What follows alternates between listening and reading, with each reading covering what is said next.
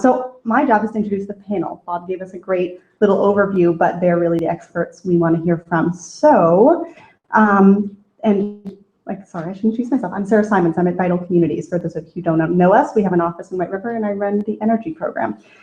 So today we are going to hear a whole lot of perspectives on modern wood heat, and I jotted down a few of them because you're going to get a lot of information, so brace yourselves.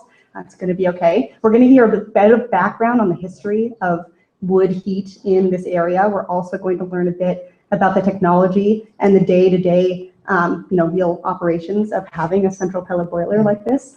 And we're going to be talking both on the residential and commercial side of that. We're also going to talk about financing and incentives and a bit about the economics of this technology. And we're finally going to talk about the long-term impact of switching over to this kind of heating. So that's what you have to look forward to. And I'm going to take a moment to introduce our whole panel, because once we get started, they're going to tag team with each other, and we're going to save all the questions until the end. So when I call your name, would you just kind of wave so they can tell who you are? We'll start with you, Morty. Morty Bailey is president of Lime Green Heat and a Lime resident. He became interested in pellet boilers while visiting Europe, I understand, and came back and decided to start a company here in New England. He started Lime Green Heat in 2007 and has been involved in the pellet industry, doing boiler sales, service, and delivery ever since. And Morty's going to tell us a little more about that business a little later. Charlie Niebling. Charlie is a partner with the Innovative Natural Resource Solutions LLC. I think I got that right. And he provides support for the New Hampshire Wood Energy Council, along with many other modern wood heat clients. He previously served as general manager of the New England Wood Pellet of New England Wood Pellet in Jaffrey, and as vice president of the Society for the Protection of New Hampshire Forests and executive director of the New Hampshire Timberland Owners Association. He's also a forester, very talented man over here. Maura Adams from Northern Forest Center works directly with communities, businesses, and policymakers to catalyze the modern wood heat industry and reduce our region's dependence on fossil fuel heat. And the Northern Forest Center is a nonprofit organization. They help rural communities across our whole region, Vermont, New York, New Hampshire, and Maine, benefit from healthy working forests. And Scott Nichols from Tarm Biomass has been with Tarm USA since 1995, and your biomass career, I'm told, began at that point with Tarm USA. Scott is also very involved with several industry groups, including the Alliance for Green Heat and several others that are listed as complicated acronyms, so I won't list them off, but many important groups, I'm sure. And finally, Adam Sherman, if you wouldn't mind waving, thank you, is manager of the Biomass Energy Resource Center that's housed at the Vermont Energy Investment Corporation. That's the same umbrella organization that houses Efficiency Vermont, one of the other partner sponsors. And he has been in this industry for 20 years and at Burke for 10. And as I understand it, and you can correct me, Adam, much of Adam's work involves consulting with the industry, government agencies, businesses, and communities to explore opportunities for wood heating. And he's also the chairman of the Northeast Biomass Thermal Working Group. So as you can see, we've got a lot of knowledge in the room. Feel free to follow up with any of these folks after. But for now, I think I'm going to turn it over to Maura, and I will just remind you that, I think you're first, Maura. I will just remind you that we are going to hold questions until the end. So if you desperately need to, you can steal a pen from the back and write it down. We will have plenty of time for Q&A. And Maura, come on up. Actually, you're starting. Okay. Adam. Kick things off here, so thank you. I'll turn this on for you. Good evening, everyone. Adam Sherman with the Biomass Energy Resource Center. We have a lot of slides, so we're going to move really quickly. I apologize in advance. I will try to speak into the microphone. So I'm going to really kind of kick things off, start high level, and then we'll get into the nuts and bolts of what you probably want to hear of what these systems look like, how they perform, fuel supply, and all that good stuff. So I'll get things rolling by just try to framing the question of what this is all about, why it's important, and why we're seeing as much market adoption as we are here in the Northeastern United States. So if you look at the national scale, in the US, thermal energy represents roughly 1/3 of our total energy needs. 1/3 is roughly transportation, 1/3 is roughly electric use, and 1/3 is roughly or 1/3 is roughly heating and cooling needs. So if you look at the fuels that we use to heat and produce that thermal energy, we have a lot of natural gas here in the US. We use a lot of electricity for heating in regions of the country, propane and wood. What's really unique about this slide is in the Northeast, that brown wedge of the pie is heating oil. The Northeastern United States uses over 80% of the national consumption of heating oil. Heating oil is a very expensive and price volatile fuel. And so that's one of the major drivers that we see so much increase and interest in getting away from heating oil in this region. Is because of what we have as a historical fuel mix versus other regions of the country.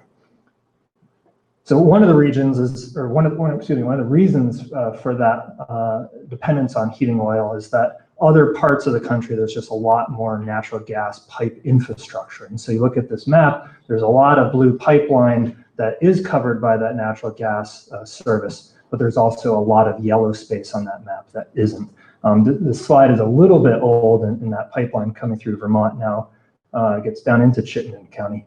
But as you can see, there's just a lot of blank space where we're using delivered heating fuels. So the magnitude of our dependence on heating oil in this region is huge. We're using close to 4 billion, with a B, gallons of number 2 heating oil in this region annually.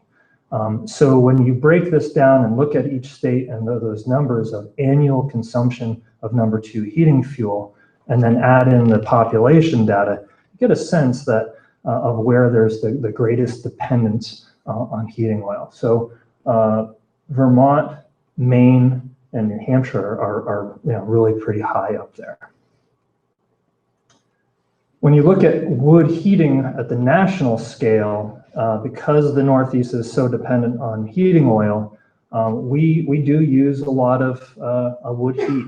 This is mostly traditional cordwood stove heating, but Vermont is the national leader at 15% of space heating, and we're a national leader in its use.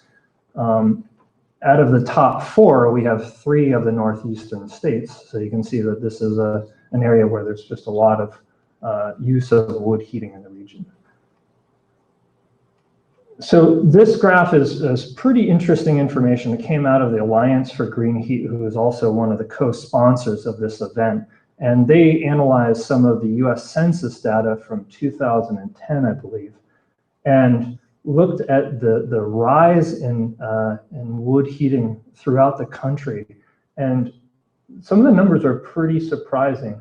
The Northeastern United States saw an increase over the last decade of over, well, mostly over 100%, but 80 to 160% increase in the amount of heating fuel. And I think, you look back at the oil and natural gas and propane prices over that time period, it was just on the seesaw of up and down. So a lot of folks have been turning to this as a local option, as a solution to get off of those expensive imported fossil fuels.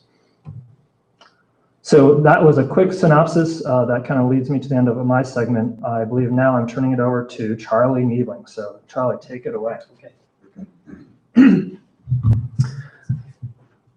Good evening, everybody. So very often when I give these presentations, there are invariably many questions about our forests and wood supply and whether we have the sufficient resource in this part of the country to provide on a sustainable basis for continued growth or a significant increase in use of wood as a heating fuel. And I'm going to attempt to address that question. Pretty much everybody in this room, if you're from this part of the country, you know the history of land use, and I'm grossly oversimplifying here, but essentially we were virtually 100% forest cover pre-European settlement. What followed then was 200 years of agrarian development of our landscape, and by the time of the sheep boom and before the Civil War, South of the White Mountains, New Hampshire was 15 to 20% forest cover. What followed then was a mass abandonment of our farmlands, especially in New Hampshire with its rocky, miserable soil. And lo and behold, the forest has come back. Tremendously resilient ecosystem. We have the right combination of soils, species, precipitation, and climate that is very conducive to forest growth and productivity and forest regeneration. We're lucky because a lot of the world is not that way. Today, New Hampshire is about 84%. It's actually declined a little bit in recent years. Vermont is 78% forest cover. The decline in the last decade or two is mostly conversion of forest to non-forest use development. So after years and years and years of the forest coming back, now we're starting to turn the corner again, but not because of deforestation, because of permanent land conversion. And based on U.S. Forest Service data, is there a little pointer on this thing? Yes. The Forest Service does something called the Forest Inventory and Analysis. It's the best information available nationwide on the condition of our forests, and it's done state by state. And we know from that data, which is permanent plot analysis, that we are growing basically 1.4 times as much wood as we harvest or is lost to mortality on an annual basis. In Vermont, that ratio is about 1.7 to 1. In Massachusetts, it's about 2.5 to 1. In Connecticut, it's over 3 to 1. And in New York State, I think it's about 2.5 or almost 3 to 1. So in Maine, it's just about 1 to 1. In fact, there are parts of Maine where the ratio of harvest to growth or harvest actually exceeds growth. You can't keep that up indefinitely, obviously. But the point of this, and this is a complex statistic, and we simply don't have the time to go into it tonight. But we've got room in New Hampshire and Vermont to accommodate growth in the use of wood as an energy resource if we manage the resource responsibly. The other key point I'd like to make in the context of this topic is that the use of our forest and timber harvesting is a very integrated demand that has evolved over many, many, many decades. We have a wide variety of markets that utilize the forest resource for products that we use every day. A lot of higher value timber obviously is going into making hardwood and softwood lumber and veneer. You still have a very significant demand in New Hampshire and Vermont for pulpwood, both softwood and hardwood. It's going to Maine and it's going to New York State. The pulp mills have left New Hampshire and Vermont probably for good at this point, but Maine and New York still has a very viable, competitive paper industry. A lot of wood has been produced and generated to support the biomass electricity generation industry that has come online in this part of the country in the last 25, 30 years or so. That's become a very significant market for low-grade wood. And of course, firewood. The wood that becomes the feedstock for making fuels that are used in modern wood heating largely is derived from this fraction, and then is a byproduct of making higher value products like lumber. So you can't go on a logging job today and stand on a landing and you'll see 5 or 6 different product sorts, and every one of those products is absolutely essential to the profitability of the logger and the income stream to the landowner, and they're inextricably linked to one another. The wood that goes into pellets, and I'm basing this on my own experience with New England Wood Pellet, but also the other manufacturers here in the Northeast, is largely derived from the residual byproduct of other wood product manufacturing, so sawdust, chips, shavings, grindings from lumber, furniture, flooring, cabinetry, millwork, but also, and to an increasing extent, especially with the new capacity that's come online in Maine in recent years, we are utilizing what we call bolt chips, which is basically a firewood quality or a hardwood pulp quality log that is either debarked or the bark is left on and then chipped as feedstock for making pellets. And while this isn't the subject of this evening's presentation, chips used in the bigger boilers that are heating many schools, Hanover High School, Richmond Middle School, for example, come principally from whole tree harvesting on integrated forest harvesting, forest management operations, also bolt chips from woods or facilities that are set up to concentrate low-grade roundwood and then ship and supply multiple different customers. Also chips from sawmills. And some boilers, very few, are using clean ground up wood pallets, that is pallets with an A that are no longer useful for shipping products, have found a very commercially viable home as a fuel for boilers. And I think everybody knows about firewood. So very quickly, just to keep in mind, nobody is making chips or pellets out of this part of the tree. If it has a higher value product, that's where it's going. The landowner and the logger or the forester supervising the job is crazy to take a grade saw log and make feedstock for energy use. The wood that's going into energy is coming from this part of the tree, and to a lesser extent this part of the tree, except that a lot of the wood that goes into making electricity comes from this part of the tree. So this is a mature tree in a thinning operation where you don't necessarily have higher value products. You do see a higher proportion of the tree going into the lower value markets, including energy. And the important thing I want everybody to keep in mind is that all value, there's volume, and this is real data from New Hampshire. All of the value is in the saw logs in a timber sale. So no one practices forestry in this part of the country unless they're maximizing the return of revenue from the higher value products. The biomass, that's the fraction that is going into making energy, may represent a fairly high percentage of the total harvest volume, but it's extremely low value.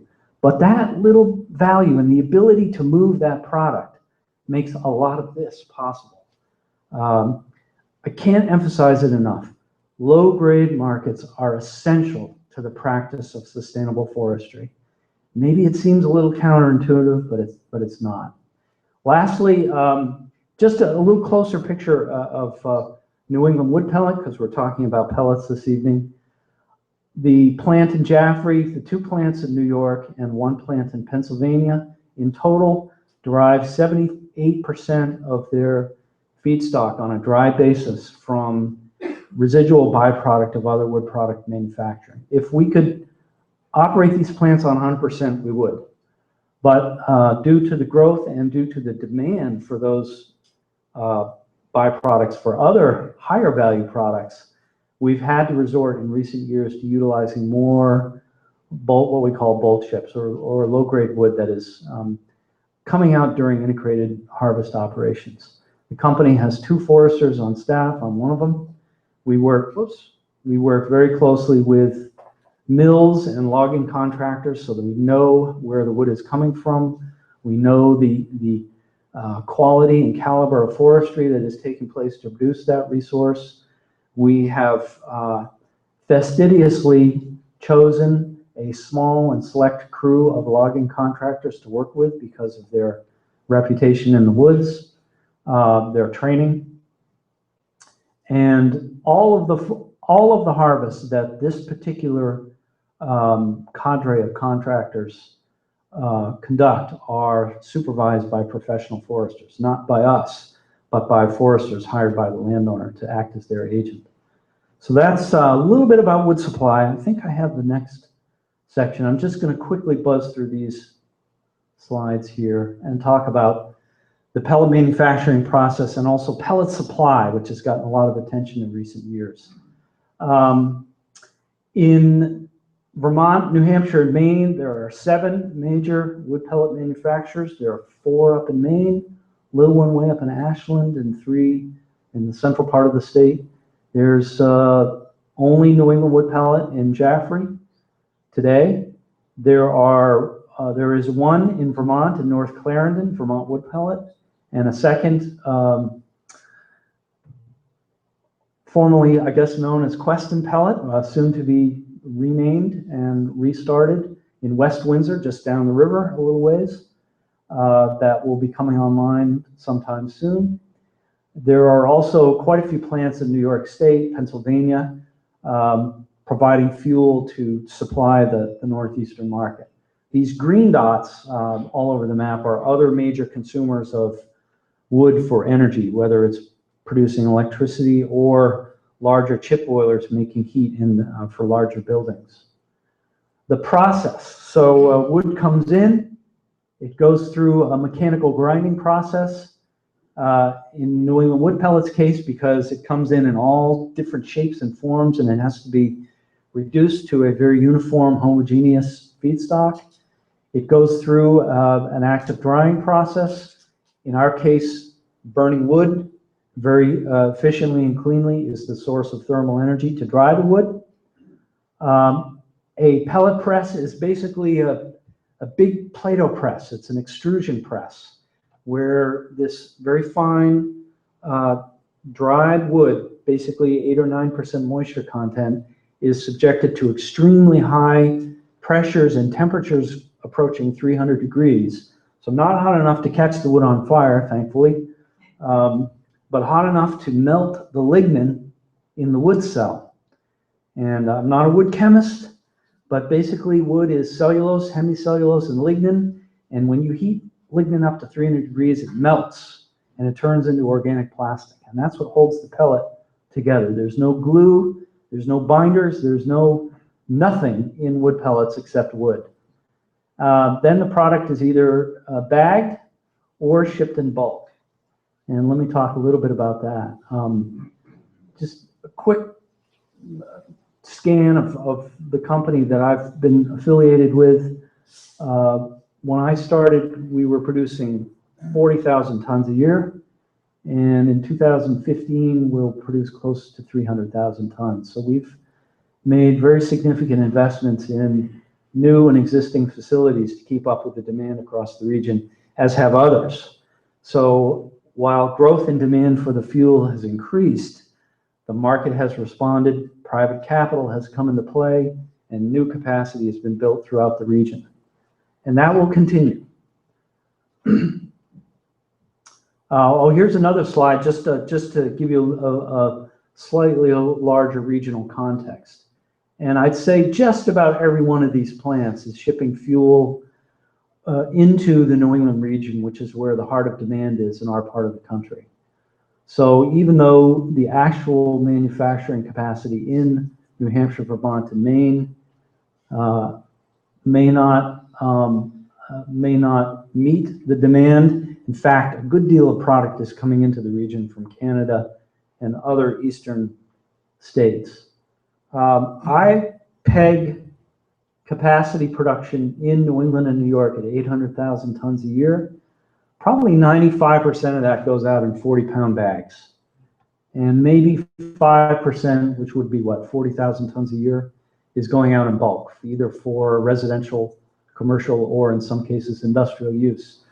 The demand is greater than that, but the import makes up for the difference. And the import's coming from Quebec, Ontario, the Canadian Maritimes, Pennsylvania, other eastern states, even as far west as the Rockies and British Columbia at times, if market conditions allow.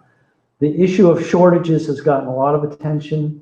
They've tended to be seasonal and temporary. The last 2 years in particular, we've had these spot shortages with bagged fuel that has gotten a great deal of media inquiry.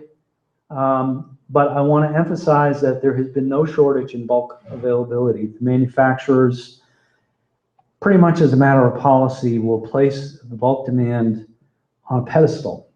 And if bulk demand is growing, in New England Wood Pellets case, we simply put less product in bags.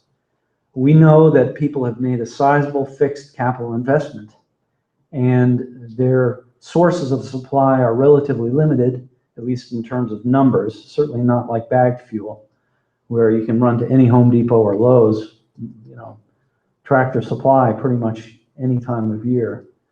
And for that reason, we make sure people have the fuel they need when they need it. I do want to emphasize that you do need to plan ahead. You can't place a call at 7 o'clock on a Monday morning and expect a delivery at noon that day like you can with your oil or propane guy. Give the industry a couple days and your fuel will be there. Right, Morty? We do our best, Jerry. We do our best. Last slide, just real quick. This is again, just a picture of New England Wood Pellet, growth in capacity. This is before the acquisition of Allegheny Pellet in Pennsylvania. And look down here, this is our bulk sales. Whoops. In 2014, 10,700 tons out of about 240,000 tons produced. So a lot of room for growth in the use of bulk. I think that wraps up my, I just was gonna crystal ball a little bit, and based on my almost 30 years of history in the industry and my understanding of wood markets, sustainable forestry, other demands, I think we have room for growth in pellet manufacturing in New Hampshire, Vermont, Massachusetts, maybe Connecticut. It's just not much of a wood industry in Connecticut, but they sure have a lot of forests that are growing beautifully, and definitely New York State, probably not Maine, unless the manufacturer focuses on white pine as its feedstock. If they're focusing on hardwood, they're going to have a hell of a time competing with the pulp mills. And there are some pretty significant trends going on in the industry. I mentioned pulp and paper is still alive and well in Maine and New York State, but another major pulp mill closed last year in Bucksport, Maine, and the Verso mill in Jay, Maine just announced a significant reduction in capacity with the closure of one of its paper machines and 300 people laid off. So the pulp and paper industry is evolving. It's moving to other parts of the world, and of course, globally, paper demand is declining. They are the 8,000-pound gorilla in terms of wood use in this part of the country. So if the pulp and paper industry goes away, there's a lot of room for growth in the use of wood for energy. Biomass electricity is a creature of policy.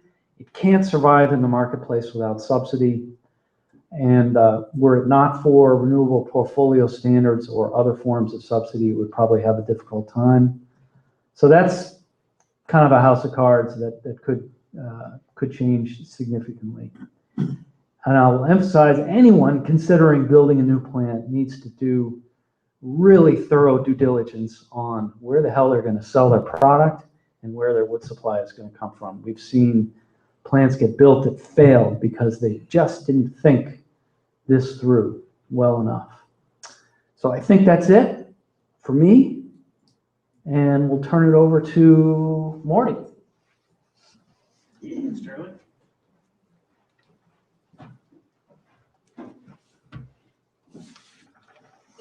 So we're just going to speak a little bit about residential wood pellet boiler systems. So we start out just with a quick overview of pellet storage bins. So up here, I find a little pointer somewhere. Well, up in the upper left-hand corner, you can see a fabric bin where the hose is actually connected from the truck to the bin. So that bin is being filled. You can see it's kind of blown up like a big balloon, and it acts as a filter sac. So the pellets and the dust, everything goes into that bin. It filters out the air. All the material stays inside of the bin. The air just escapes into the room.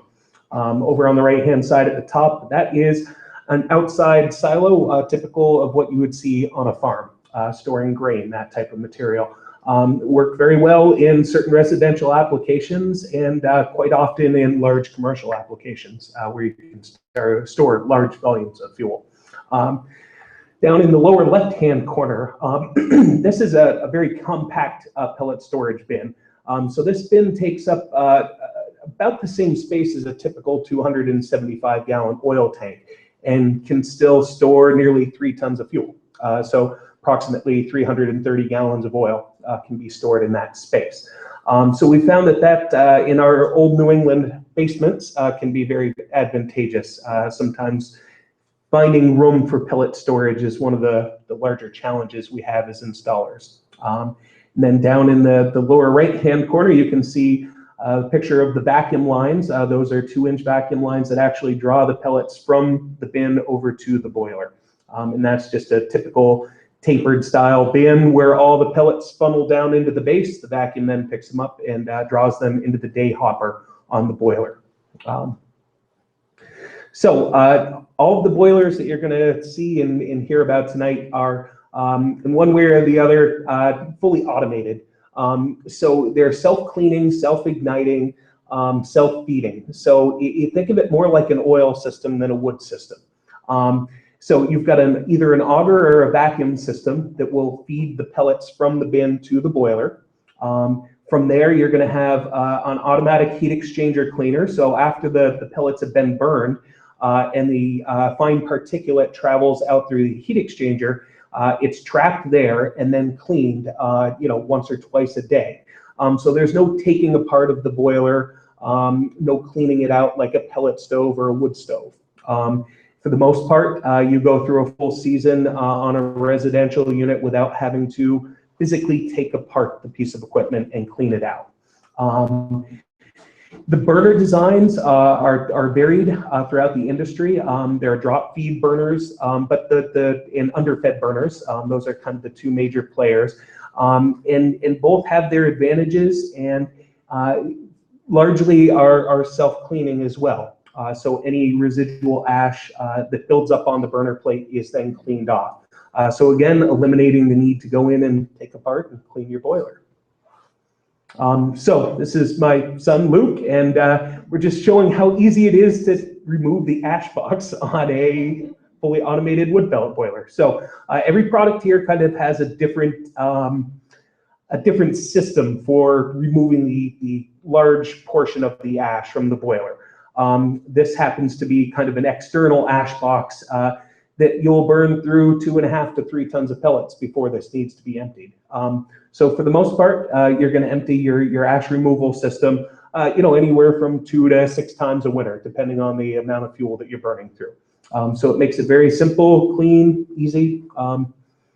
Again, just trying to make this just like an oil system. So reliability. So over the last 10 years, pellet boilers have become very reliable. So we don't hesitate to remove old systems and just put these in as the standalone unit. These boilers came out of a 200-year-old farmhouse, and every time they needed a new heating system, they would just push one off to the side and add another one. So we have a coal boiler, an oil boiler, and a wood boiler that all came out, and the pellet boiler went in place of those. So this is reliability is really important to us in our industry. We feel like if you're going to make this sizable investment to go to a pellet system, you want to have faith and reliability in the product, and that you're not going to be left cold in the middle of the winter time. That kind of goes along with professionally trained installers. So all of the companies that are either importing or producing boilers here in the States have put a big focus on training qualified installers. That qualified installer is going to be the person who you're going to lean on.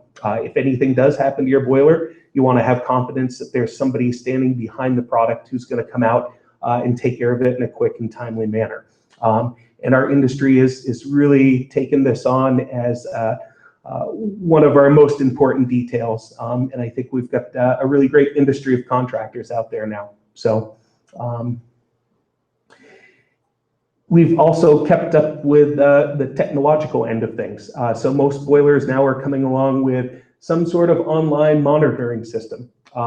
So as you leave your home during the winter time and take a nice warm trip to Florida, you can actually monitor your heating system from your iPhone or from your tablet and make sure everything is still going nice and well back in New England. So it's just giving them that added piece of comfort that you know what's going on at your home when you're away. So I'll let Scott Nichols talk to you about some commercial boilers.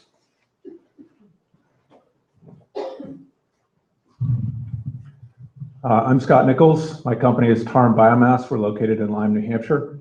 We are an importer and distributor of wood boilers, wood pellet boilers, wood chip boilers. So we don't do local installations, but we supply the people who do. I am going to talk about commercial boilers, which are basically the same thing as residential boilers, but bigger. So even if you're here tonight to consider a residential boiler for your home, it's also important to remember that you work for places that heat with oil and propane. You live in communities with schools that might heat with oil and propane. And in our opinion, commercial boilers present one of the biggest opportunities for use of wood pellets. One of the reasons for that is that the bigger the boiler, the more fossil fuel you can offset and the greater savings you can realize. And communities can raise money to pay for these systems sometimes more easily than a single residential customer can. So there are some major financial advantages. So how do you do that? Well, we have found that in order to get commercial scale or community scale pellet heating to go, you need to make sure everybody is well educated. So we offer our assistants to go out and make sure that everybody knows how they work. This sort of thing tonight is a perfect example of how we get that done. We then do a careful heat loss analysis to make sure that what we're putting in this a school or commercial building is actually going to work the way we say it will. If we oversize it, it won't work well. If we undersize it, it won't work well. We need to right size it. We then very carefully figure out what the total cost will be. So when we go in front of a board of one sort or another, we have real factual data about what it's going to cost, not just the fuel, not just the purchase, but the ongoing service and maintenance. We then come up with an installation plan, do more outreach and education, try to find, make sure that everybody's ready to fund the project. And oftentimes there are not only company business funds, but town funds that aren't tapped, and sometimes there are incentives from states that are available. For instance, in the state of New Hampshire, $50,000, 30% of a project cost up to $50,000 cap. And then it's very important to follow up and make sure that it's working right, so that people aren't talking poorly about the installation of the machine. I'm going to show you a couple of quick examples of commercial sites. This is the Thetford Hill Congregational Church. In this case, 2 oil hot air furnaces were replaced with a pellet boiler and an oil boiler. We undersized the pellet boiler in this case so that we could utilize it more fully, which means that the heating load of this building is much greater than the heat output of the pellet boiler. So the pellet boiler basically runs on high more often than not. If the pellet boiler can't keep up with the load, for instance, on a very cold Sunday morning when the sanctuary is brought from 40 degrees to whatever they can get it to or want it to go to, they can sometimes fire with the oil boiler to catch up. In this case, there was great support from the congregation and the board of deacons. There were several meetings, I think 3 meetings we had, to make sure that everybody was on board and everybody understood what was going to be involved, not only in terms of the long-term use of the product, but what the upfront cost would be. They completely rejuvenated, rehabilitated their basement, including the construction of this pellet bin, which holds about 12 tons of fuel. This is all built out of Advantech 3/4 inch particle board, very smooth surfaces. And at the bottom, it's hard to see, but there is a V-shaped trough with an auger. and that auger feeds the fuel out of the bin to 2 suction hoses, the same size suction hoses that Morty showed in the earlier residential slide. And those hoses go about 50 feet to the pellet boiler room, where the pellet boiler sucks them in and fuels itself. Here's another local example. This is the Lime Elementary School. As many of you probably know, Lime Elementary added a large addition last year, about 10,000 square feet. They had a 1.2 million BTU oil boiler and a 750,000 BTU oil boiler in there. And with some careful heat loss analysis and analysis of when those heat loads were, we discovered that their oil boilers were about double the size they needed to be. And so we put in 2 pellet boilers, each of them 350,000 BTUs. So we are now heating that school with half the heat output that was used before, and they've added 10,000 more feet of building space. We've replaced, in this case, about 9,000 gallons of heating oil with 80 tons of wood pellets. And the most beautiful thing about this is that the community was 100% behind it. It supported my business, and it supports Morty's business. He's the one who delivers the wood pellets, and those pellets are made in Jaffrey, New Hampshire. So it's a very tight regional benefit, and the kids can understand that they're being heated with a non-toxic renewable fuel. This is what the storage looks like outside the school. This is a 30-ton bin. Anybody who walks by to the playing fields can see that and understand that this building is not being heated in a conventional way. The side benefit is that the oil tanks that were underground, buried there by the school, are now gone. And I don't know, Maura, you come 3 times a year and fill that? 3 or 4, yes. Yeah. This is what the boiler room looks like inside. Very hard to get a picture of it. But basically, 2 pellet boilers. They are in what we call a cascaded arrangement. In other words, one boiler fires until it can't keep up, and then another boiler is brought on automatically so that it is always matching the load. And we've discovered that actually they can't meet the load on the very coldest days. If it gets below 10 degrees Fahrenheit, we bring on the propane boiler just to make sure nobody gets cold. And that concludes my part. Hey, Scott, can you grab the paper?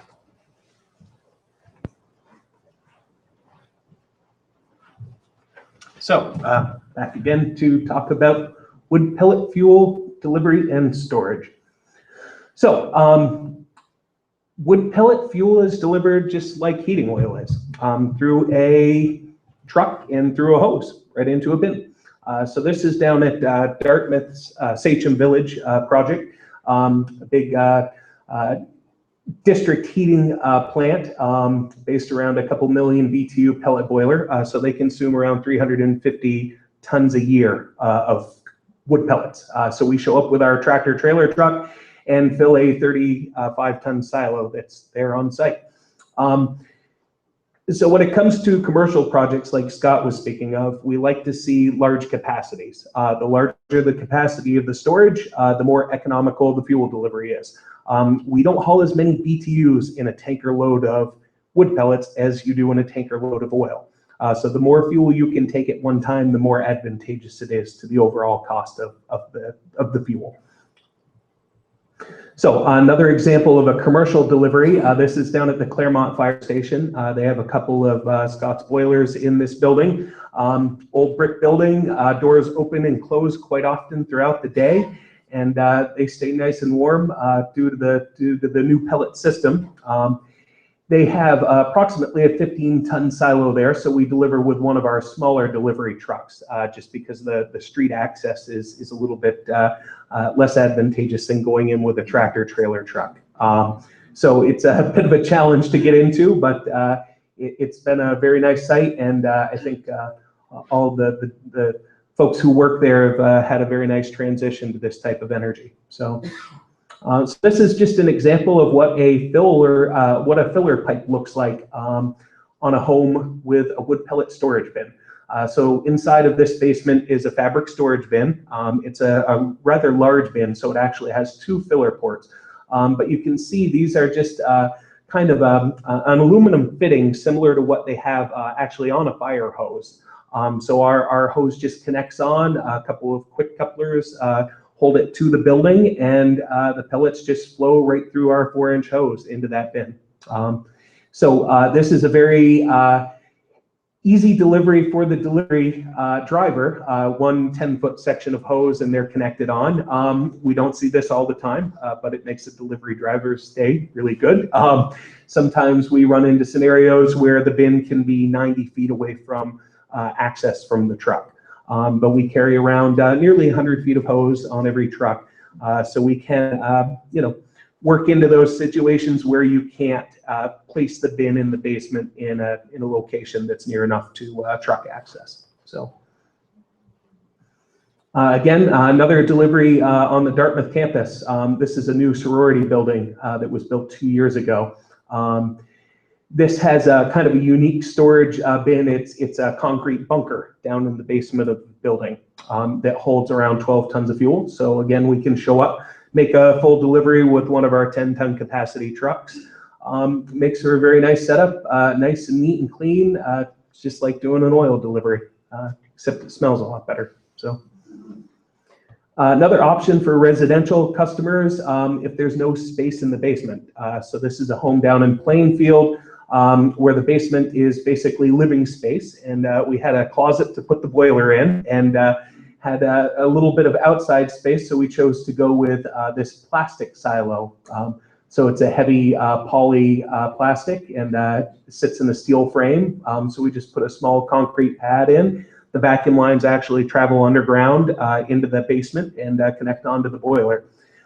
So it really comes down to speccing the site and seeing what the customer is willing to look at as far as aesthetics. So this is kind of tucked away off to the side of the property, so old farm property, so it kind of fits in.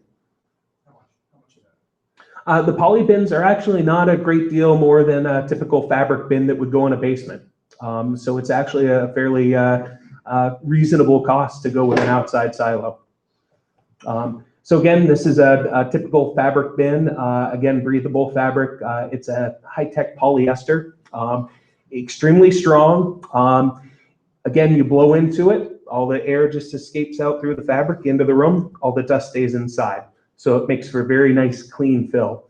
I didn't have a good picture of a built-in bin, but quite often, like Scott showed in his example of the church, custom framing and wood framing a bin is a great option where you get into a situation where you can't fit a pre-manufactured bin. So we basically are at the point now where we can put a pellet storage bin onto any property or into any basement and have it come out looking well and functioning well. So.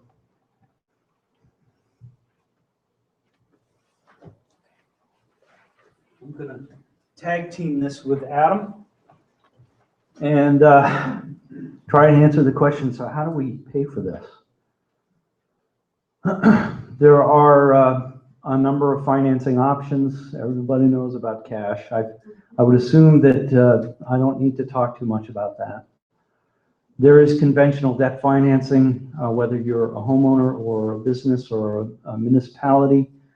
Homeowner, equity line of credit,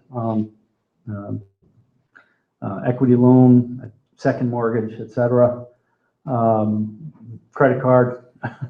I'm not going to talk a whole lot about that. If you're a business in New Hampshire now has something called Commercial Property Assessed Clean Energy, which is a very innovative financing concept or construct whereby municipalities that have consciously adopted this mechanism within their community allow business owners to finance a loan by repayment on their an assessment on their property tax bill. And the truly innovative feature about this that makes the ability to consider a 15 or 20-year investment horizon in a expensive, often renewable energy technology is the fact that the lien rides with the property. So the lien is it's not the property owner's lien, but it's the property lien. And whoever is buying the property inherits whatever residual debt remains to pay off the investment in the first place. pretty neat concept.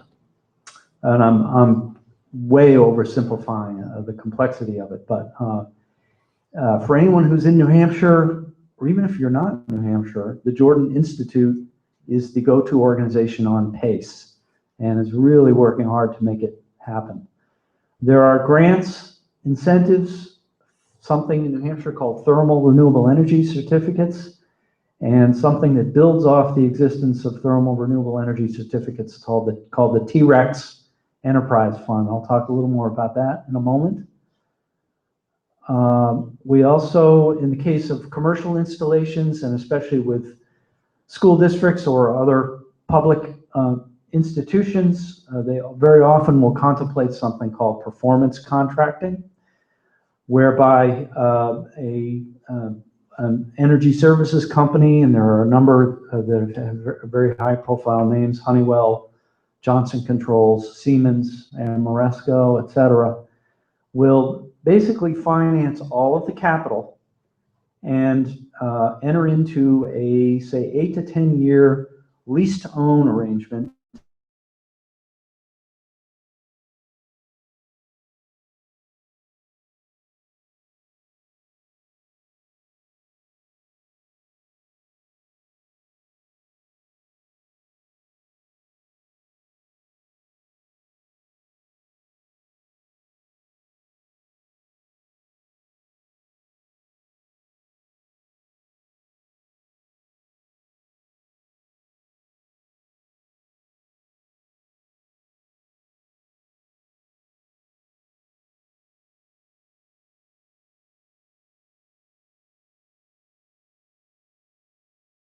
which is a similar Claremont School District, also with Johnson Controls. Rutland with Johnson, okay. Probably Johnson Controls and Honeywell are the two that have done the most of this. And I'll just get into a little more detail on New Hampshire and then turn it over to Adam to talk about Vermont. New Hampshire has first in the nation residential wood pellet boiler rebate program that provides for 30% of the installed capital cost up to $6,000. And a typical installed cost, I'm going to look to you guys to give me a number to work with here. Let's say $18,000 to $20,000, $16,000 to $20,000 all in, including fuel storage, without any major complexity.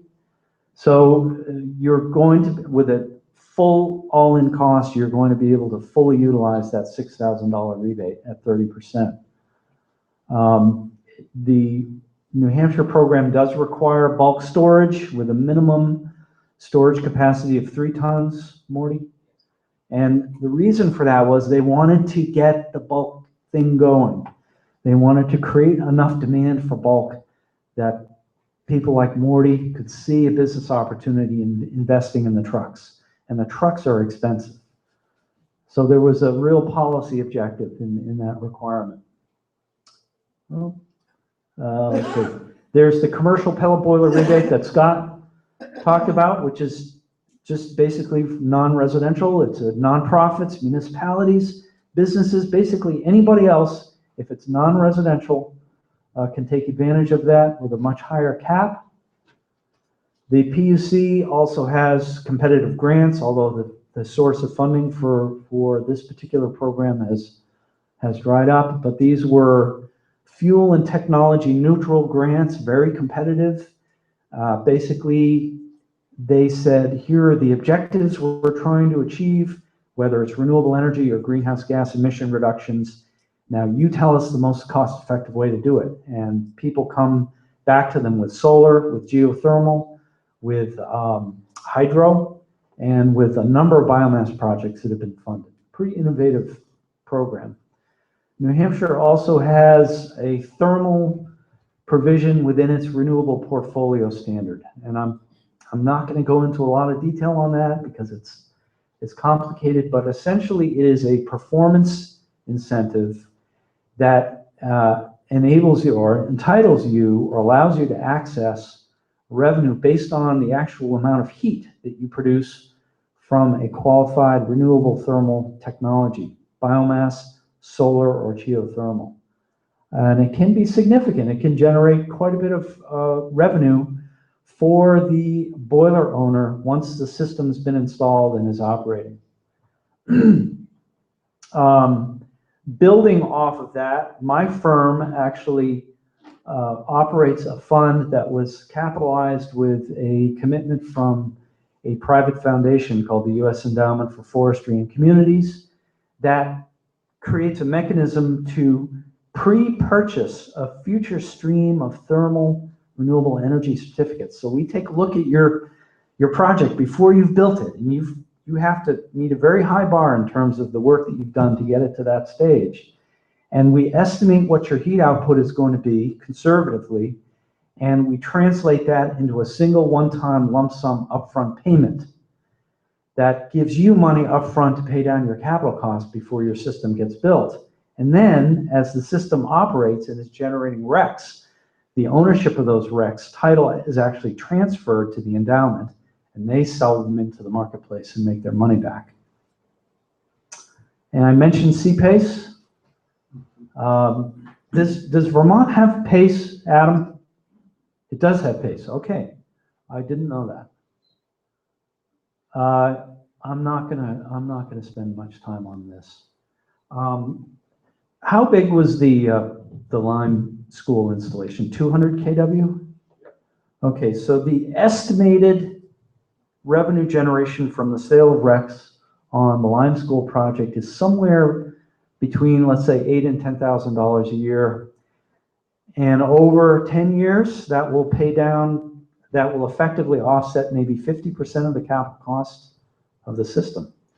And they will 75%, but they can do whatever they want with the money. If they want to hire a teacher, that's their business. So it's a pretty nifty little mechanism. First state in the country to add thermal to their RPS. I already talked about the T-Rex fund. There's the website for anyone who wants to learn more. We're open for business and eager to talk to people. And Vermont. So I'll try to do this pretty quickly. We're really excited to announce a couple of new financing options and incentive programs in Vermont. About 3 years ago, we launched the $1,000 rebate program offered through Efficiency Vermont. There's information on the little table over here, the green table. And just recently, as of July of this year, that incentive level doubled to $2,000 for that rebate from Efficiency Vermont. And then a little less than a year ago, through the small scale renewable energy incentive program managed by the Renewable Energy Resource Center in Vermont, we have another $2,500 rebate that's available for the same system. So combined, we have anywhere between $4,500 and $5,000, because there are some extra small rebates of about $500 that can be tacked on to these systems. So there's a lot of detail on the forms that are over here on that green table there. One thing I do want to flag, and also Mark, can you raise your hand if you're in the audience in the back? Mark Kelly with Efficiency Vermont has launched a program called the Heat Saver Loan Program, which has a tremendous package of financing, low interest rates, and I think pretty long terms through 2 lending institutions in Vermont. And so Mark can tell you more about that. And then lastly, we do have a small grant program that's administered through the Clean Energy Development Fund for schools and affordable multifamily housing in Vermont. So I know we're trying to move quickly to the panel, so I'll call it quits there and pass it back over to Charlie, who... I think there might be one more slide. It's just federal programs. If you're a rural small business or an agricultural enterprise, you can seek grant funds through the Rural Energy for America program administered by USDA. Talk to the USDA folks in Montpelier about that, both for New Hampshire and Vermont. If you're a municipality and you're not a rural small business or agricultural enterprise, you can apply for grant and loan funds from the Community Facilities Program, but funding is relatively limited through that program. Other than that, there's nothing happening at the federal level for our stuff. All right, thank you. So I'm Maura Adams with the Northern Forest Center again, and I will wrap up very quickly because I'm sure you all have a lot of questions, but just want to touch on some of the economic and environmental benefits. A lot of them are very self-evident. If we had been doing this a year ago, we would have been able to tell you, hey, you can cut your heating bills by 40% if you put in a modern wood pellet boiler. That is no longer the case. This is comparing the various types of heating fuel. This is from the August fuel report in Vermont. Wood pellets are still going to be less expensive, but not so much right now. However, what we like to talk to people about a lot is stability over time, that you want to be able to bank on a heating fuel that's not as volatile as oil.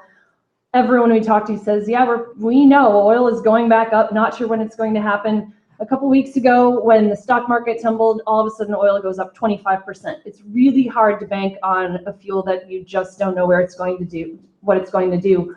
Pellets, on the other hand, have been far more stable and typically much less over the years.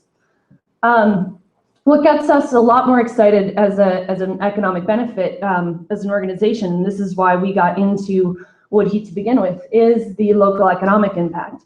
That, for example, one job in a pellet mill yields another 4 jobs in the forests. So you're having this multiplying effect on the local economy. All the dollars that are spent on pellets stay in the local economy, supporting guys like this who are out there every day. The money is saved, it's staying local, and then there's jobs multipliers. So it has this much broader effect than just you're saving money, you're helping your neighbors. As an organization, we have run something that we call the Model Neighborhood Project, where we provide education and technical assistance and additional incentives in certain geographic areas. So Berlin, New Hampshire, Farmington, Maine, getting started in the Northeast Kingdom of Vermont, and then parts of New York, where we try to really demonstrate the benefits of this technology and get neighbors talking about it. They see the pellet truck in the neighborhood and create some very good stories and testimonials and track the results over time, which really speak for themselves. We have about 115 boilers in right now. About 80% of those are residential. So this is starting in 2012, and people just in these communities of ours, so a pretty small number of people, have saved $1.6 million. They've cut carbon dioxide emissions by over 3,000 tons. And the really tremendous number, I think, is that they've contributed $3.3 million to the local economy. These are in very rural places that need all the economic help they can get. We talked about the mill closure in Jay, Maine. 300 families lose their jobs. That's right next to a pellet mill in Strong. That's in a place where we're trying to get a lot of pellet boilers in. So these things all can work together. So really quickly on the environmental benefits, they're quite broad. One is that we like to emphasize how highly efficient these systems are. They're not smoky outdoor wood boilers. You don't see smoke. They're very highly efficient, very few particulates. They help keep forests as forests. As one way to put it, what Charlie mentioned before is that market for low-grade wood that goes into pellets and chips helps strengthen the overall forest economy and supports sustainable forest management.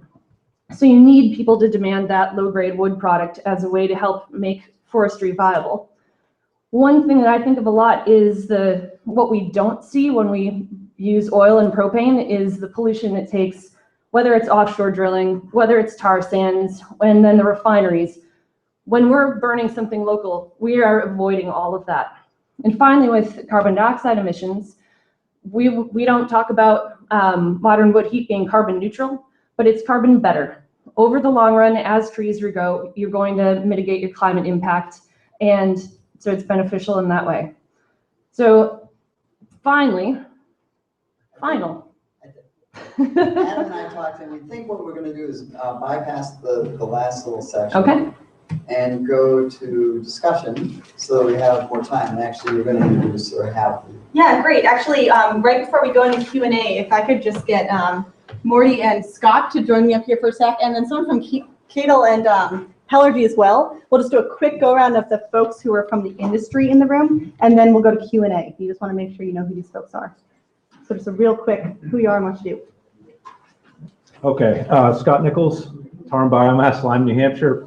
I just wanted to make it clear that I was talking about commercial boilers, but we also sell residential pellet boilers, residential cordwood boilers, and also chip boilers. So we are formerly the folks of Nichols Hardware who started this other boiler business.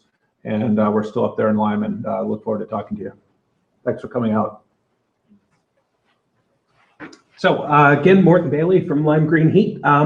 So Lime Green Heat is a full service wood pellet company. So we do sales, service, installation of commercial and residential wood pellet systems, and we do residential and commercial bulk deliveries.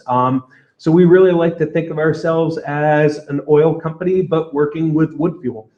So we can handle everything from the initial site analysis down to the installation, the plumbing, and the fuel delivery. So we work on all ends of the wood pellet business, and it's what we like to do, and we appreciate you all coming out. Thanks. Hi, excuse me, Jacob Robertson. I'm the managing partner for Interphase Energy. We're the North American importer of kettle pellet boilers. It's a boiler that we import from Denmark. We're headquartered in Portland, Maine. Maine has kind of been a bit of an epicenter and a lot of growth in the pellet boiler market, particularly on the residential side over the last couple of years. Proud to report kettles for residential installations has represented about 6 out of 10 installs in Maine, in the leading state. And as part of that, we've been able to offset over the lifetime of our boilers, just in the last 2 years, about 8.4 million gallons equivalent of heating oil in the region. So excited to talk to you. I'm sure you have many questions, and feel free to join us and any of the folks and ask questions about these systems. My name is Andy Boutan. I'm from Pellergy. We're a Vermont company. We're up in Montpelier, Vermont, and we import a pellet boiler from Austria. We've got it out back here to take a look at. You can swing the door open, chat with us about bulk pellet storage as well as our boilers. We're also partnered up with a company for all the delivery and installation. We work with local plumbing and heating contractors. So we train local plumbing and heating contractors to install our systems. And we have pretty much the entire state of Vermont covered, much of New Hampshire, and we're in all of the New England states, and then we work west as well. We've also got another bulk delivery pellet company's information back there, Vermont Renewable Fuels, which is a partner company for us that services areas that, you know, maybe out of Morty's range over on the eastern side of, or sorry, western side of the state as well. So if you have any questions about our boilers, bulk pellet storage, anything else, give us a shout. Great. So without further ado, let's get to questions. We do have about a half an hour for this. So if the panel would come up and join me in the front here, test out that microphone, make sure it works. I'll give you this one too. And I'm just gonna pick some questions. So who'd like to start? Right here. What can you tell me about pellet fuel, keeping it dry with a cloth type of bin in the basement? A lot of New England basements are wet. When it's in the bag, it's up off the ground. It's not in contact with any sidewalls. The fuel is extremely dry to start with, and it tends not to collect moisture. It's not very porous. As Charlie mentioned, the lignin is basically a natural plastic. It's fairly resistant to ambient moisture. If it comes in contact with moisture, it will immediately disintegrate. But in even very moist air, it takes 3 years, we found, before it starts to break down. Great. Folks, one thing, could you all repeat the question so that it can be heard here and make sure everybody can hear it? Thanks. In the back? That's you, Johanna. Hi. I already own a pellet boiler, and I'm very happy with it. I think that might have been my colleague. It was yours, Johanna. My question is, and I'm sorry I came late, so I think maybe you might have covered some of this. My concern is the source of wood for pellets. And I guess my question is, where can I find, what's a good unbiased source of information to find out, you know, where the pellets are coming from, how much of it is. I was told when I first started this that it was mostly like 90% was byproducts of stuff, but I heard this program, it might be more the European market that's doing this. It's like, you know, just ravaging forests down south. So I just want to make sure that it's a somewhat sustainable or a very sustainable source. So the question was about an independent source on pellet sourcing. Thanks a lot, Morty. You did miss a slide that I showed, which described the wood procurement for New England wood pellet in Jaffrey, New Hampshire, which is about, as a company, we're about 80%, almost 80% residual byproduct of other wood product manufacturing, sawdust, chip shavings, grindings. And 20% is bowl chips, roundwood, low-grade roundwood from forestry operations that is chipped either with the bark on or with the bark off. All of those contractors that supply that fuel do very good work in the woods. We've kind of had the privilege of being able to be very choosy about who we purchase wood from, and we're very confident in the quality and the ethic that goes into their logging operations. The controversy that you're referring to is the significant growth in recent years in the export pellet market in the southern U.S. Largely driven by European and United Kingdom carbon and greenhouse gas emission reduction policy that provides very generous incentives to utilities, electricity generation utilities over there to reduce their carbon emissions by co-firing with pellets, a carbon better fuel. And America has risen to the opportunity in a big way in the South. Most of the new capacity that has come online is displacing the significant decline in the pulp and paper industry in the American South. It has gotten a lot of attention in the media. I can't vouch by personal experience for the forestry practices that go into the procurement strategies of the big companies that are doing this. I will say this, it's just crazy to me to think about the ship carrying this beautiful fuel in these 50,000 ton Panamax super tankers crossing the North Atlantic in the middle of the night and being passed by a ship coming from the Middle East carrying #2 heating oil to the terminal in Revere, Massachusetts, which is the major terminal along with Portland and Providence, Rhode Island, where heating oil comes into New England. It's madness to me that the policy makes it economic for Southern manufacturers to sell the stuff overseas instead of solving our energy problem here at home. And I hope that we can get the policy right so that doesn't happen in the future. All right, next question. Alan in the back. I've got a relatively efficient thermal envelope on my house and looking to do most of my heating and cooling with heat pumps. And I'm interested, so I'm curious as to how small of a system might be used for a secondary heat source. For a fully automated system, should I just have to be looking at something? I have a fireplace that I've sealed up since I moved in because heating hydro cooling up.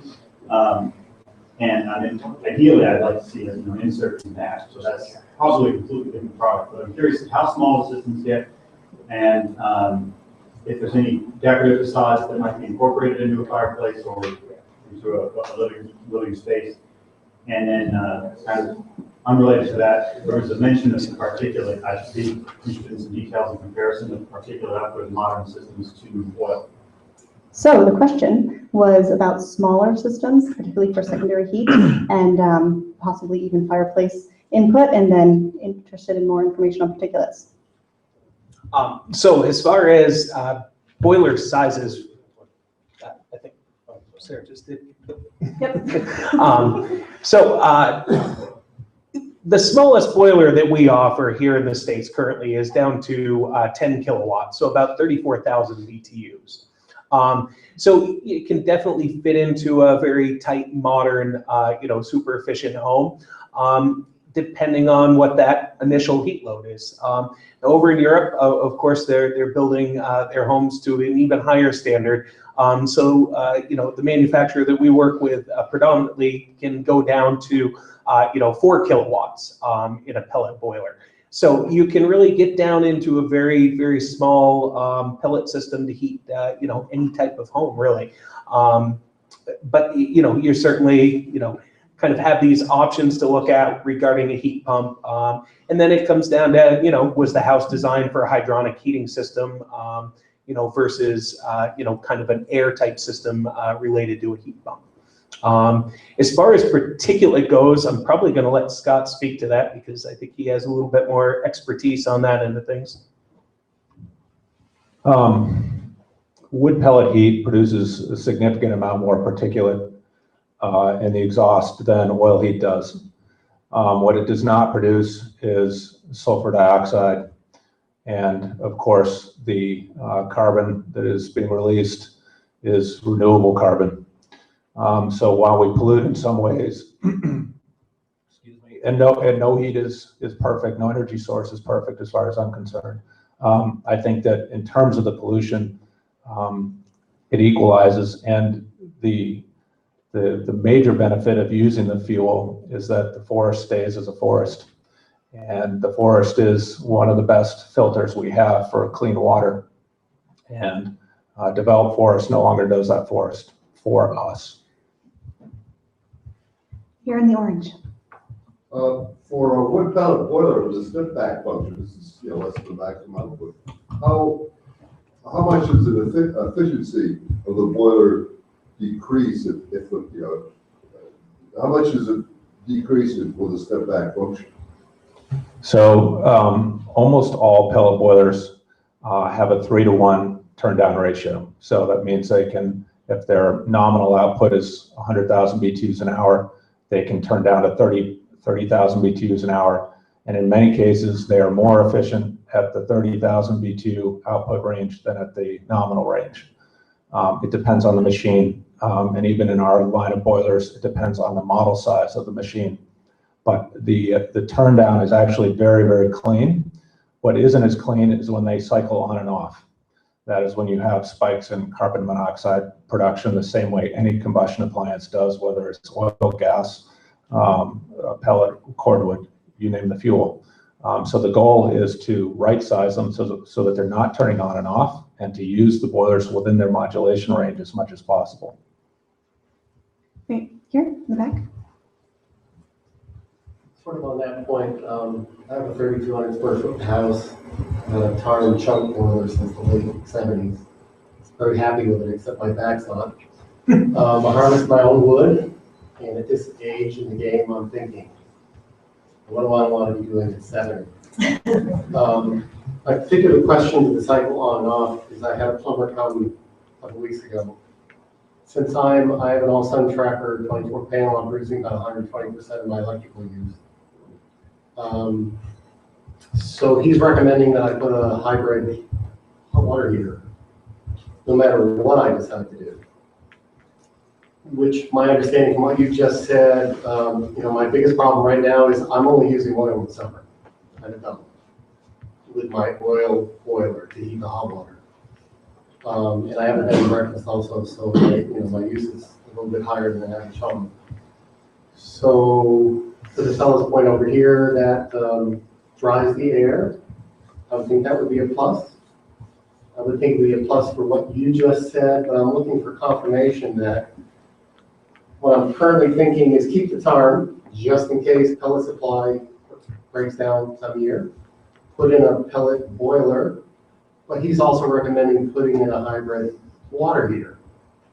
So neither boiler actually has the responsibility of creating hot water, and I didn't hear any discussion about that. As far as the hot water side.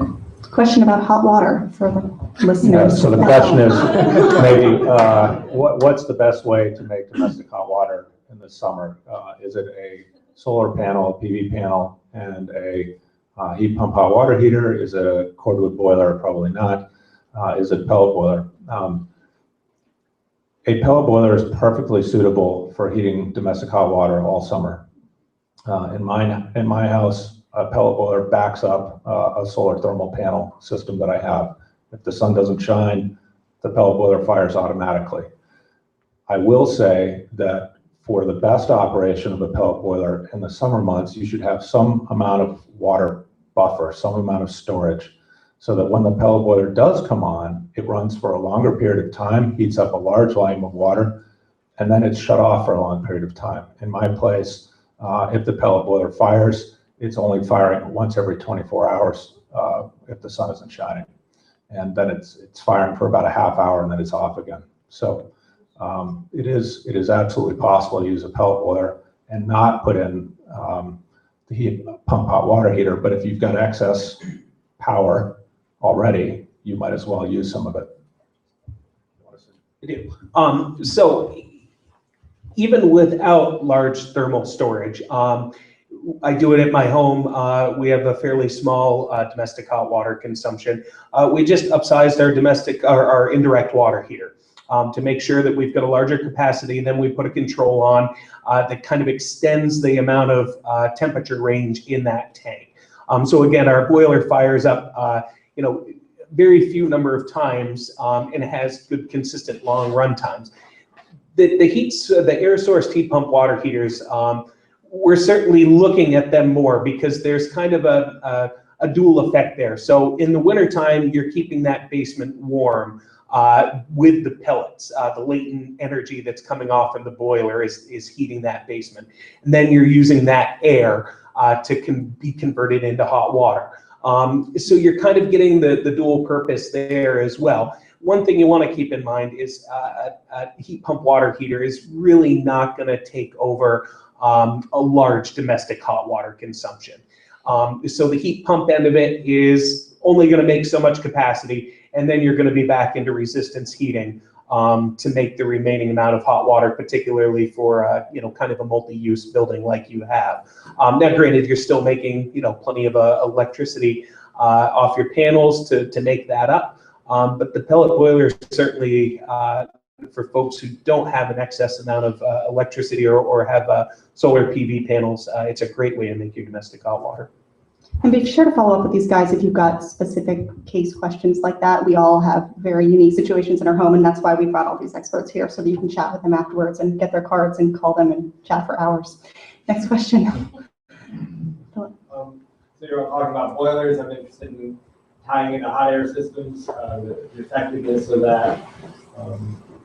I guess why are there pellet furnaces? And if I can tie another thing, if someone has a remote satellite building situation where someone would run one boiler, what's the viable distance to ship that heat underground? So questions about why there aren't pellet furnaces for hot air, and then also what it takes to ship this heat underground.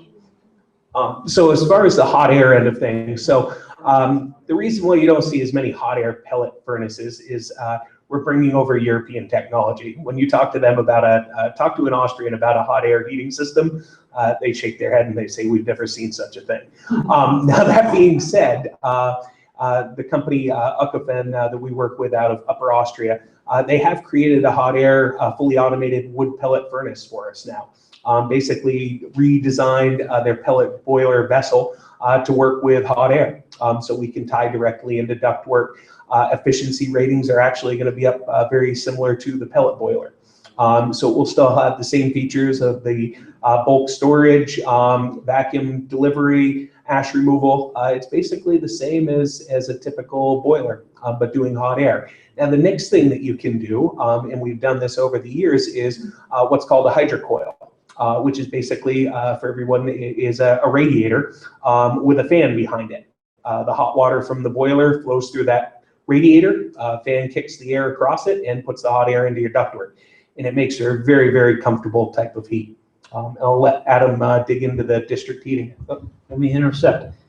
We've got guys from the Stove Depot. Is Harman still selling the PF100, the hot air system? They've discontinued that. That's too bad. Then Harman, which is a domestic U.S. manufacturer, did have actually, I think, two different hot air units. They just upgraded it to the 120 and then they discontinued it. But I guess they've decided to get out of that. That's too bad. But I think it is important to note what Marty was saying about any of these pellet boilers, you can put a fan coil on it and do the hot air distribution.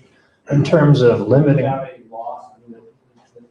It's 100% efficient. You're not losing anything.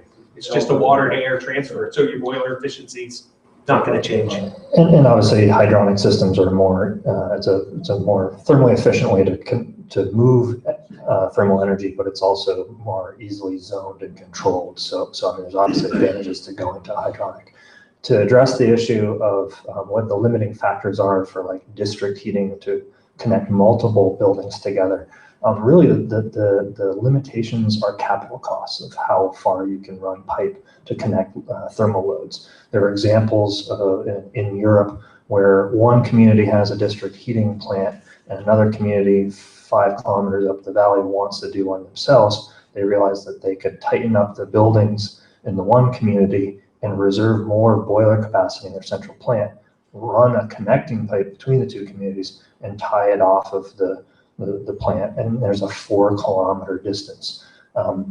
They had the capital resources to make that work, but from a thermal loss standpoint, these runs tend to have anywhere between 8 and 15% line losses, depending on how the boiler capacity in the plant and the flow and dimensions of the district heating pipe are sized.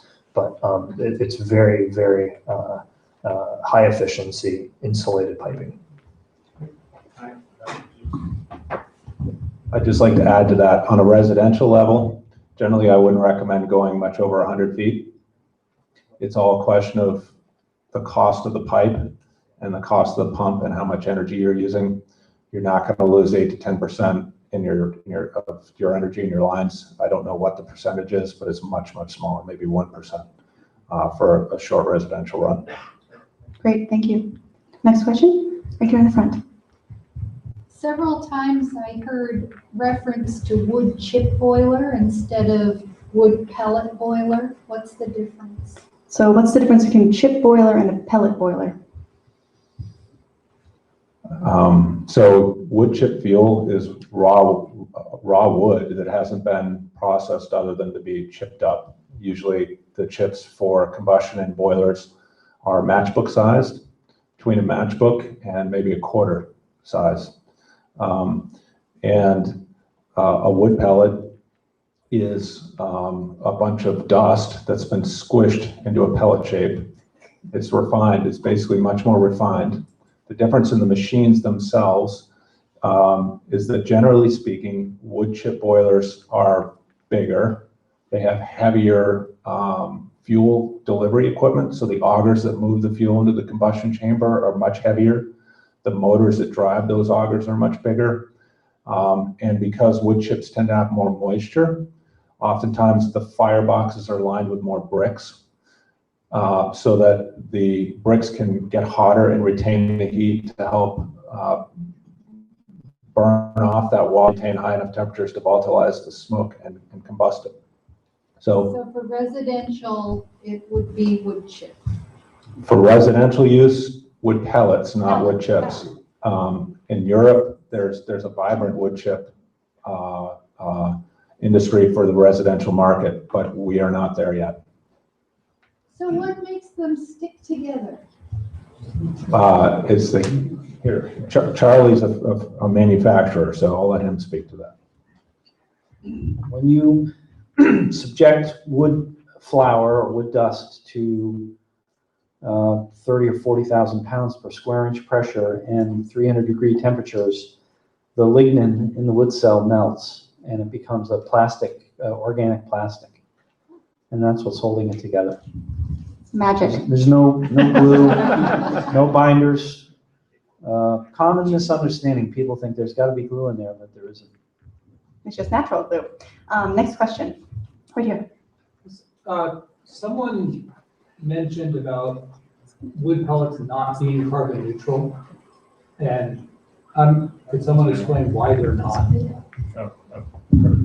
Carbon better. I'd say carbon better. Coming right out of the stack, you're going to get more carbon dioxide from wood than you are from other fuels, from oil, for example. The big difference, the very clear difference, is that trees grow back. So if you're taking the wood from well-managed forests, they're going to grow back over time. But there's a little gap between the amount of carbon dioxide that goes out and the amount of time it takes for the tree to come back. So that's a little bit of time in which you're not yet fully recouping the CO2 that goes out. But what we all tend to talk about is being carbon better, that you're using a source that is renewable. The carbon that you're going to get out of oil isn't going to replenish itself for millions and millions of years. So we also like to look at all the many other benefits of heating with wood and not strictly on the climate mitigation basis. And the question was about carbon neutrality. So we have time for 2 more questions before I let you go mingle. Sure, you already asked one, but do you have? For somebody quoted, $18,000 to $20,000 for a boiler, pellet storage system. Does that include a hydronic storage tank too, or what kind of price range are up? What's the increase for those things? Wondering about the price range for a hydronic storage tank on top of the overall cost. For a residential boiler, it's about $2,500, and that also provides your domestic hot water. All right, one more question, then you can ask yourselves. Up here in the front. I just had a quick comment. It's definitely not carbon neutral when you think about all the petrol that goes into bringing the pellets to our homes and our businesses, but I definitely agree it is carbon better. Another vote for carbon better. So we can actually have one more question since that was a comment. Alan in the back. Quick comment to add to that. Oh. When you collect, we don't collect this wood for these fuels. It sits in the forest and it rots, and it releases a certain amount of CO2 over its rotting period, which is very similar to the amount it released when it's combusted. The difference is you release it more quickly, when, the period of a year or so, as opposed to many years where it takes to decompose in the wire. So it's a compression of the natural carbon cycle. It's not as good as sources, but it is way better than oil, which is a many millions of years of carbon cycle. And then quickly getting back to the hydronic coil on the furnace, my propane boiler runs much more efficiently the colder you set the temperature on it, so it's much more efficient at 90-degree set point than it is at 180-degree set point. If I'm using a hydronic coil, I can heat my house with 90-degree water. Does the same apply to wood pellet boilers? I wouldn't see why not, because you can get to if you can set a set point lower, you can get to condensing conditions on the exhaust. I'm going to let you summarize that one. And then Maura, if you wouldn't mind summing up what he mentioned about the other stuff. Or thank you. It's late. All right, so I'm going to answer the question, which was, what about condensing pellet boilers? Is that possible? The answer is yes. The condensation takes place downstream from the combustion chamber on the exhaust side. Basically, you condense the exhaust by taking excess heat out of the exhaust. The problem with that is that pellet exhaust has a fair amount of ash in it, and eventually the condensed surfaces pick up that ash and it has to be washed away, so they have automatic washing systems. In our opinion, these $5,000 condensers are not worth it. They're a nice marketing gimmick for pellet boilers. With gas, which condenses fairly cleanly, you can get away with it, but in my opinion, it's not good for pellets. It's a nice marketing gimmick. You want to address that? Yeah, just final word to Maura to sum up that point about neutrality, and then I'll give closing comments. I don't have anything else to say about carbon neutrality. Okay. But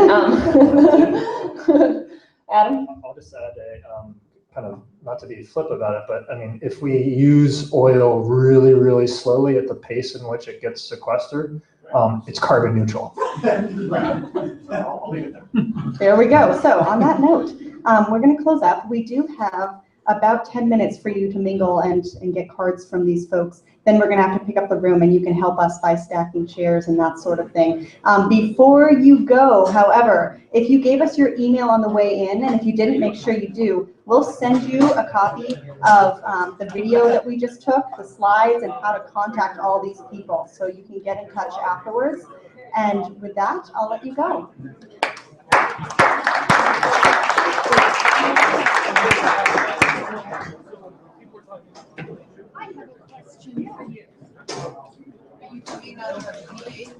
Oh, yeah.